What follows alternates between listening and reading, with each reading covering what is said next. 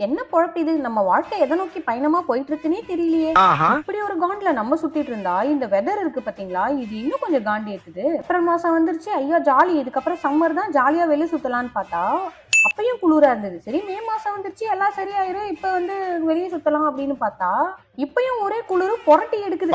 இந்தியால இவ்ளோ வெயில் அடிக்குது. நீ என்னம்மா இவ்ளோ உருட்டு உருட்டிட்டு இருக்கன்னு யாராவது கல்லு, முட்டை, தக்காளி எல்லாத்தையும் தூக்கி அடிச்சிடாதீங்க. உண்மைய தான் சொல்றேன். போற போக்க பார்த்தா இந்த வருஷம் சம்மரையே கண்ணுல காமிக்காம இந்த வின்டர் வந்து இப்படியே வந்து இந்த ஜூலை ஆகஸ்ட் எல்லாம் முடிச்சு மறுபடியும் வந்து முதல்ல இருந்து ஆரம்பிச்சிரும் போலயே. டார்ச்சர் பண்ற ராஸ்கல். சரி வாங்க, எது எப்படி இருந்தாலும் நம்ம வேலைகள் எல்லாம் கடமைகள் எல்லாம் சிறப்பா செஞ்சே ஆகணும். இன்னைக்கு என் பையனுக்கு வந்து லஞ்சுக்கு வந்து பாஸ்தா வந்து செஞ்சுட்டாங்க. கேரட் சாஸ் பாஸ்தா தான் இது. என் ஹஸ்பண்டுக்கு வந்துட்டு அவரைக்கால ஒரு தொக்கு மாதிரி பண்ணி அதுல ரைஸ் கிளறி கொடுத்தாச்சு. வழக்கம் போல பிரேக்ஃபாஸ்ட்டுக்கு வந்துட்டு பிரெட் அவகேடோ வச்சுட்டு ஒரு டோஸ்ட் மாதிரி பண்ணி கொடுத்து விட்டாச்சுங்க. இன்னைக்கு சைடிஷ்க்கு வந்து பாயில்ட் எக் வச்சு சிம்பிளா லஞ்ச் பேக் பண்ணி முடிச்சிட்டேன்.